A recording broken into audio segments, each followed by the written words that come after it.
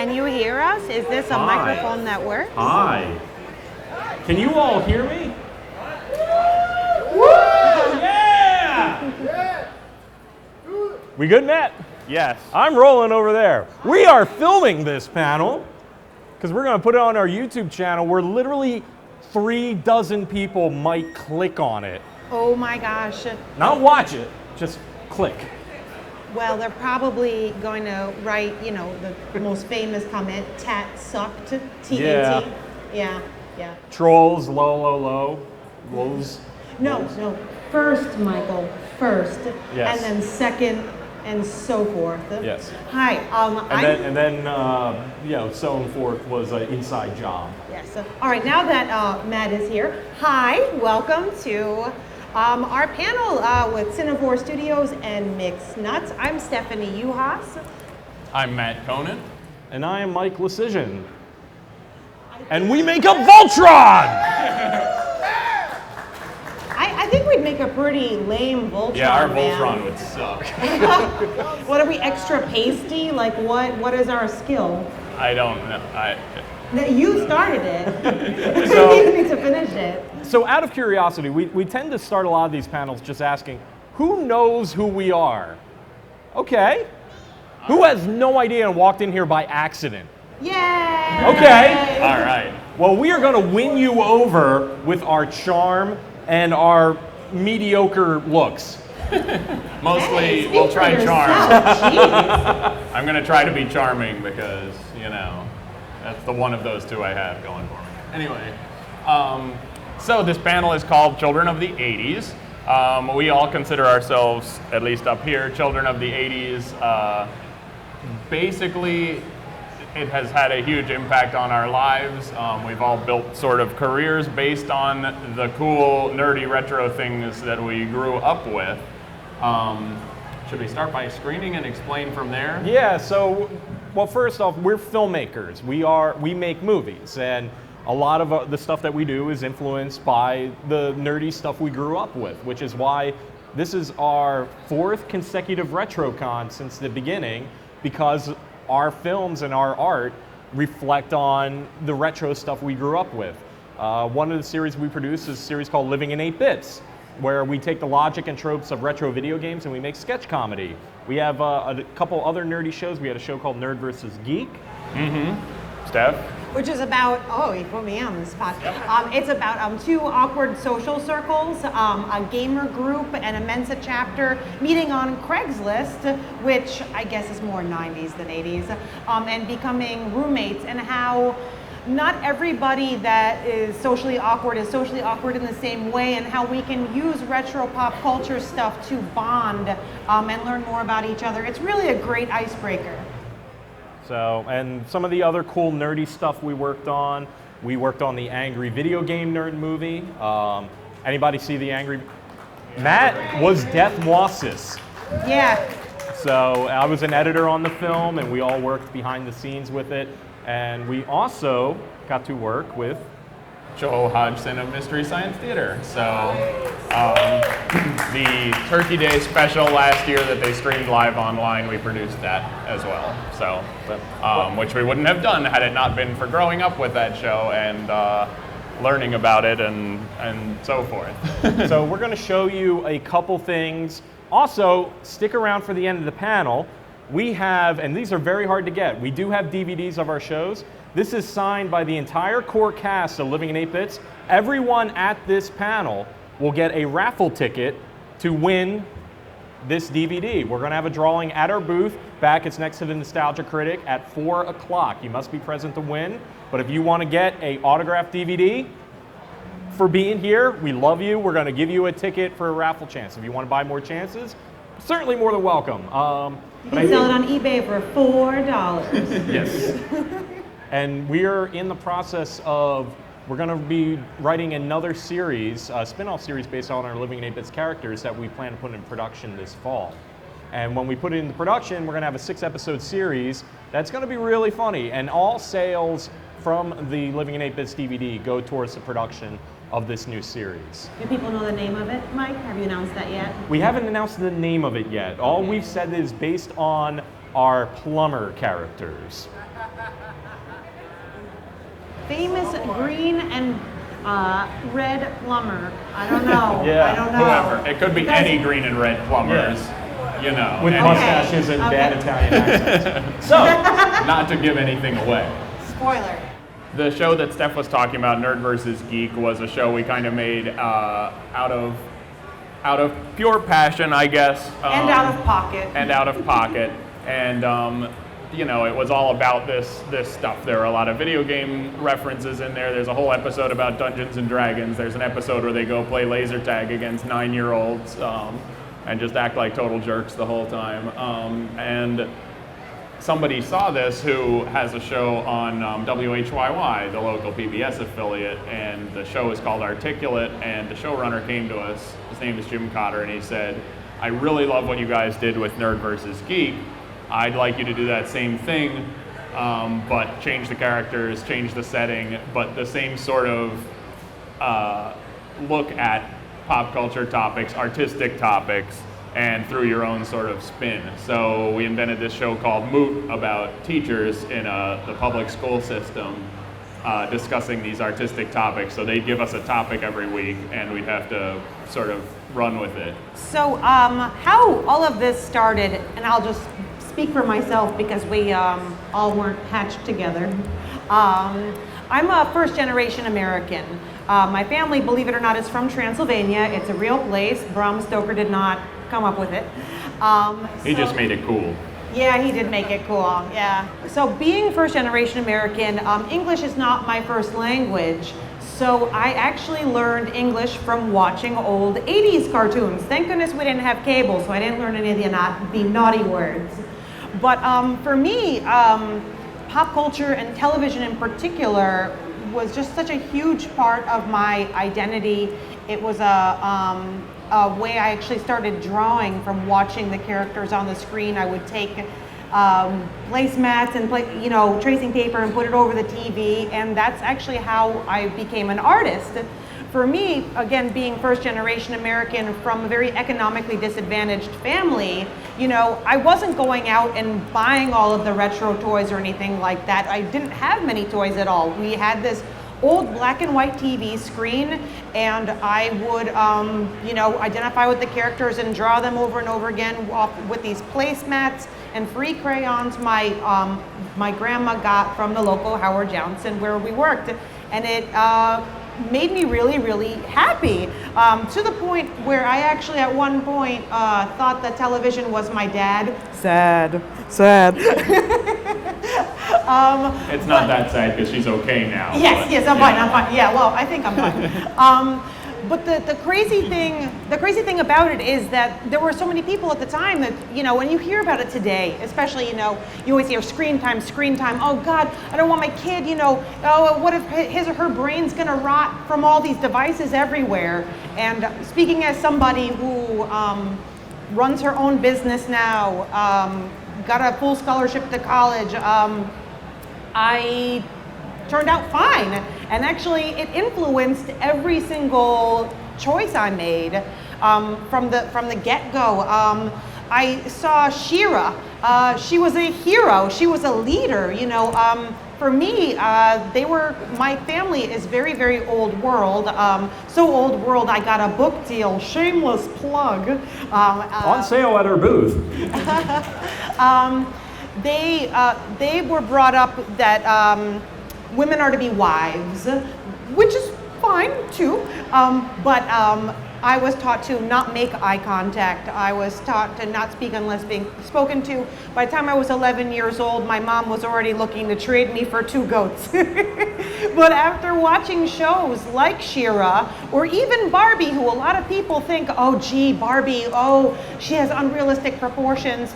That girl does everything. She was a teacher, she was an astronaut, and it really inspired me that I said, as a woman. Did she work at McDonald's too? I didn't have that one. I have nothing to do. Well, you know what? Here's the thing. A lot of people give McDonald's employees a hard time. I'm all about the McDonald's employees. Just joking about it. No, you started this now. McDonald's employees have a really hard job. Have you ever been through the drive-thru and they're talking and taking your order, and then they're placing other orders. They're I can't multitask like that. No, I think no. we're slightly off topic. But McDonald's that's people okay. I used to work at a catch up. Fuddruckers, so I do have respect for Yes, food yes. service workers. This panel's going to be about McDonald's from here on out. That's right. That's right. I like Burger King better. Then there, sponsor us, McDonald's. That's right, the McDonald's panel.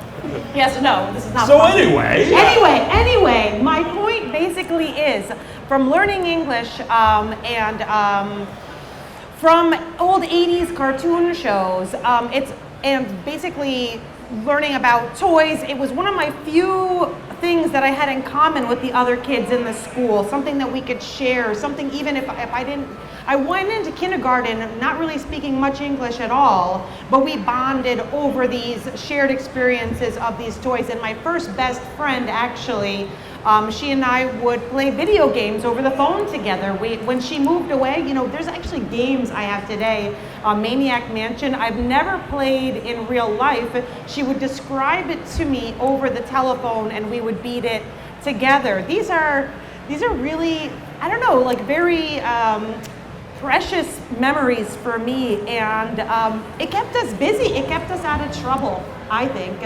And then, so basically, we were big awkward nerds until high school, and then I got a catalog in the mail to go to the University of the Arts, and the very first course on the curriculum was animation. And I said, oh my God, I could do that for a living?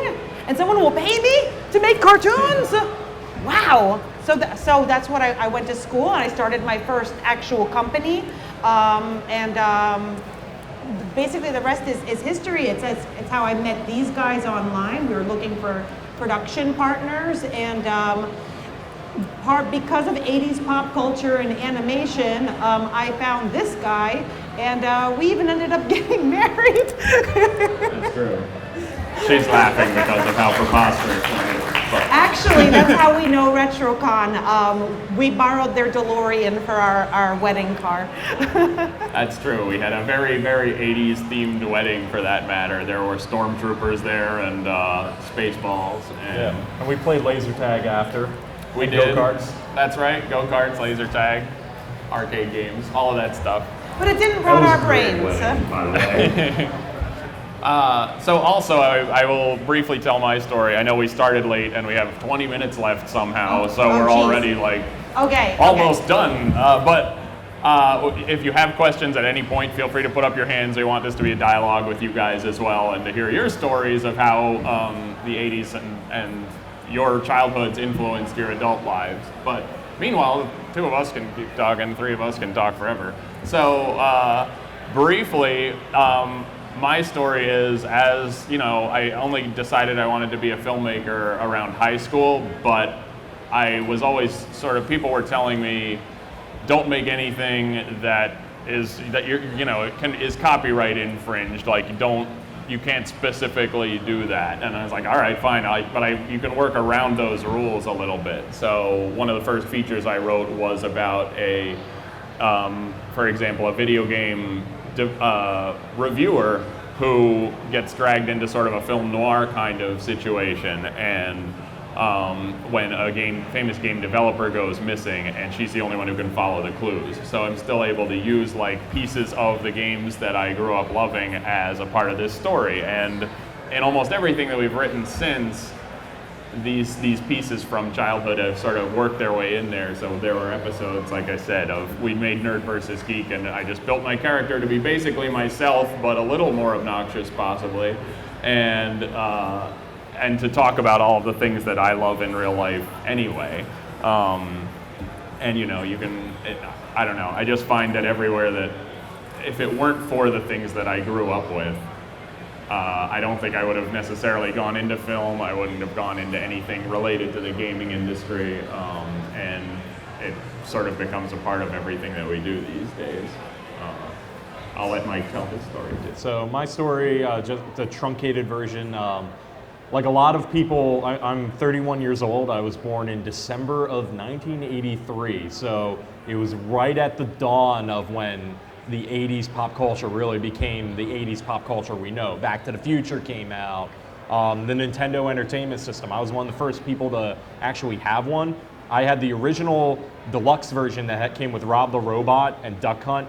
So it was Gyromite and Duck Hunt separate. Didn't even come with Super Mario Brothers. So that was the version of the Nintendo I had, and I grew up on a very healthy diet of that, Ghostbusters, Teenage Mutant Ninja Turtles. But I think really, for me, my childhood hero was Weird Al. As I'm sure a lot of people here, they're big Weird Al fans. Yeah. And, you know, I grew up on a big, like, I was a fan of music from Weird Al's parodies because I check out the real song. I didn't know who half the people were when I first heard the parodies. I didn't know who Nirvana was when Smells Like Nirvana came out. And that's how I found out about 90s grunge and all that. And Weird Al was kind of like this gateway drug into nerd culture for me, which then was really cool for me because then in high school, I got to actually interview him for my high school cable station. So I got to meet my childhood hero, and that kind of set me on this course into filmmaking. I loved his music videos, and when I saw that he was like a one-man band, he wrote his songs, he directed his own music videos, he wrote books, he did the Brief Weird Al show, TV's kids shows. He dabbled in so much, and that's kind of what I wanted to do. And then obviously growing up then on a healthy diet of movies of Steven Spielberg and Robert Zemeckis and all that, and then obviously, like I said earlier, playing Nintendo, I just started incorporating all this into what I did. So I made like Weird Al style music video parodies. Probably one of the coolest things I did in high school. NSYNC was huge, so I made a music video parody to Bye Bye Bye, but it was titled BYE, like shopping. B-U-Y. Yeah. Oh yeah, B-U-Y. I'm sorry. The original was Bye Bye Bye. Sorry, brain fart. And probably the coolest thing about it was aired on MTV's Total Request Live. So that encouraged me even more, probably badly. And then as an adult then, I got to incorporate more of this nerdy stuff into what I did. So like Matt said, we worked with Joel Hoxton. I was a Mystery Science Theater fan. My feature film, No Footing, I got Michael Ray Bauer to be in the movie. If anybody remembers him, he was Donkey Lips from Salute Your Shorts. He was on The Wonder Years. I'm good friends with him. So it's like, this is more how we've been incorporating it. And then I created Living in 8 Bits, and I work on Nerd vs. Geek and Mood. And we just keep putting more and more of this stuff that we grew up with because it all encouraged us, because we saw these other people do it. And not only being children of the 80s, but we're also teenagers of the 90s when the internet boom really took shape. So our generation, our specific age group, is really kind of what set this in motion, this whole nerd culture. And now it's kind of cool to be a nerd. It's cool to be a geek. And I'm not ashamed of it at all. I'm curious about another piece because you mentioned the Weird Al is a very good point when you said you saw Smells Like Nirvana before you knew who Nirvana was. Yeah. Did anyone else have this experience? I know growing up with watching The Simpsons, I'm pretty sure I saw the movie Spaceballs before I saw the movie Alien.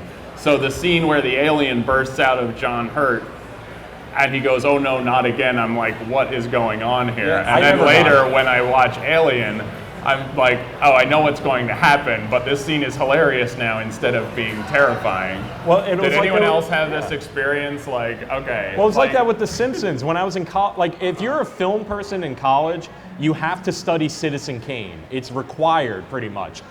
Man, did Citizen Kane make a lot of sense after a healthy diet of Simpsons seasons like 3 through 8. Yeah, well, and The Simpsons started to make sense too. I was like, all of these shots of Burns Manor, and you're like, why are these are just totally different styles suddenly. The Governor episode, the Bobo episode, yeah, the Bobo, bear. That's right. I saw Bobo the Bear way before Citizen Kane, so. I mean, I think a lot of this basically is the same theme.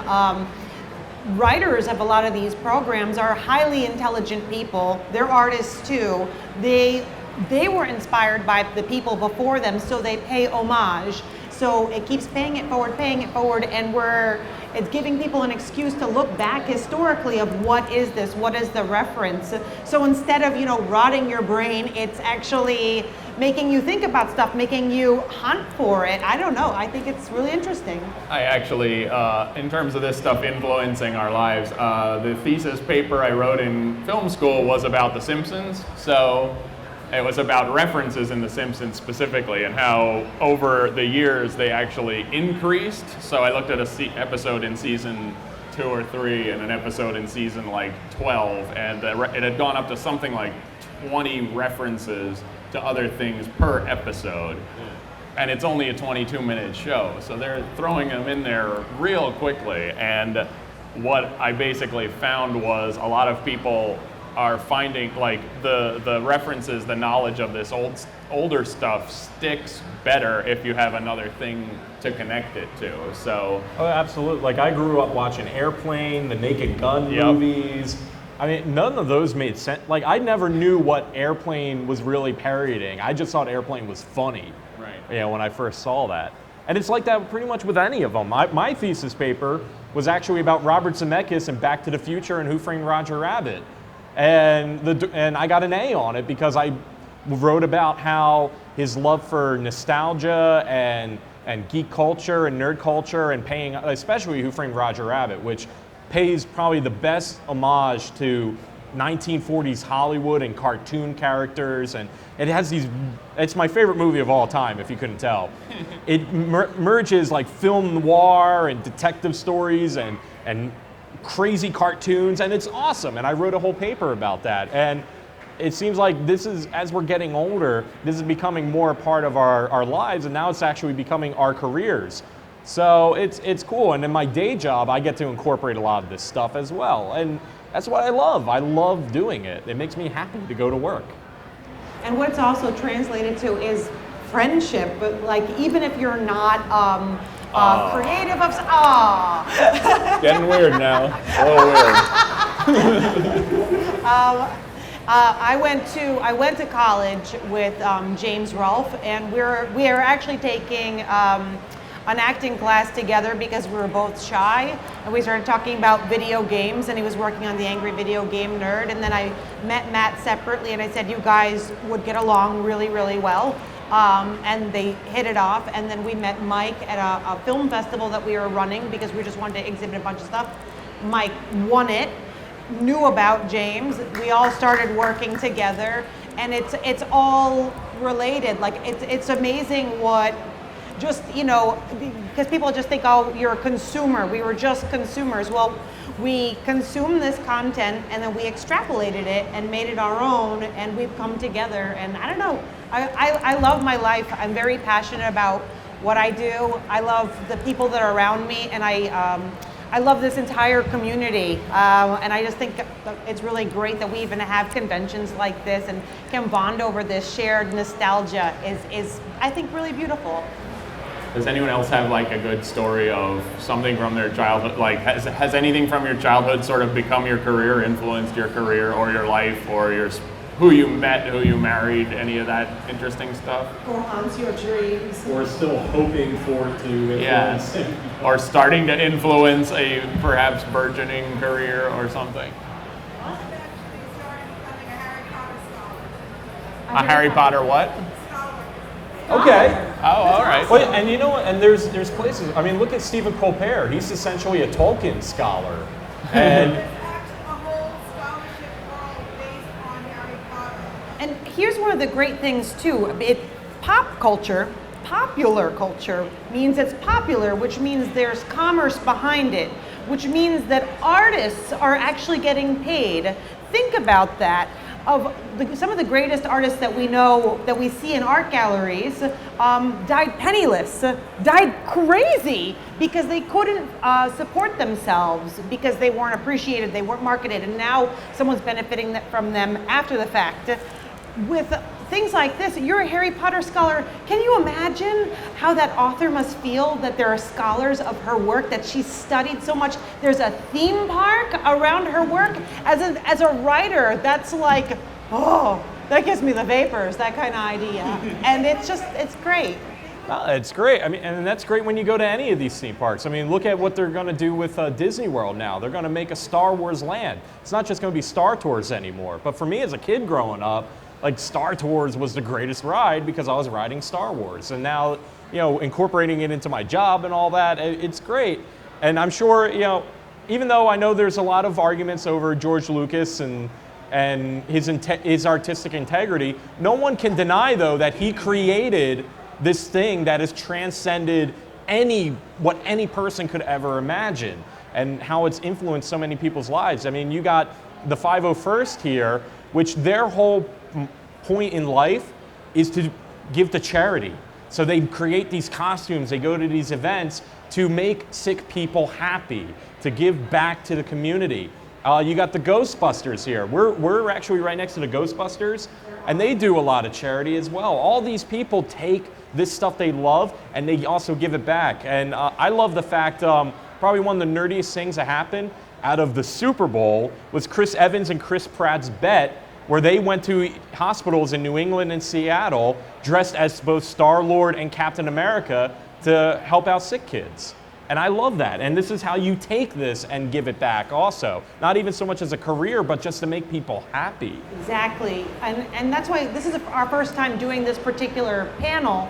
But one of the reasons we did it is because we thought it was important, because you hear in the news all the time, oh, we should censor things, you know, the Matrix, we have to say, you know, everybody, you hear about the tragedy and the negativity, and you don't necessarily hear about all the great stuff that comes out of pop culture. Mike's just doing a raffle. Oh yes, Mike's doing the raffle. Does anybody have any last questions before we break down Flea? Yes, Jason? Yes. Yes, I'd like to say that not just the nerd culture, but the internet as well. It made all these things relevant. Yeah, it's true. All these things in the past. So you're like, this new stuff is not that great. Here's the real Yeah, it's true, and I think there's something about our generation coming into adulthood as the internet sort of hit its prime here, and we are all looking up the things from our childhood that we want to see. And so stuff that I remember, like all the stuff that was on TV when I was a kid, the Transformers and the Ninja Turtles and Mario Brothers, like that stuff is still consistently popular, or if not consistently, it's popular again now 20 years later. And at least it helps me with my friends who have children. I have something I can talk to them about because it's pretty much the same exact tastes that they have that I had growing up, which is kind of awesome. So, yeah. Okay. Copyrights. I think it depends on how you're using it, what the final deliverable is. Generally with this stuff, if like the things we do, we're a lot more careful about something we're going to commercially release than something we're going to put up on the web for just views and Right. stuff. So I'm pretty sure likely if we took something like Living in 8 Bits and made it into a feature film and tried to release it commercially, we would run into some kind of problem potentially with that. Especially if we're mentioning specific characters owned by specific other companies. I don't know, with songs it's a lot foggier. Right, and there's even bands that name themselves after other things from other bands and other shows, like it's Isn't so vague. Fallout, yeah, Fallout Boy. It's a Fallout Boy. Simpsons reference, and people forget that. Yeah. So I think it depends. Are you Philadelphia? Okay. There's a lot of lawyers that specifically specialize in this. In Philly, we have the volunteer lawyers for the arts. I'm sure there's something like that in New York. Or Yes, we it's should really give the illegal. official disclaimer that none of us are attorneys and can't actually Yes. advise you on this matter, but Right. it's kind of like putting stuff up on YouTube. You'll usually get a warning first, and then at the most they'll do is prevent you from monetizing. Yeah, with YouTube, a lot of times, because fandom. Oh yeah, we should head out. But thank you guys. We'll be. Yeah, thank you guys so much for coming. The raffle tickets, the drawing will be at 4 o'clock at our booth. So make sure you're there. You must be Thanks, present to everybody. win, obviously, because they're not named. There you go. So Thank you guys. very much.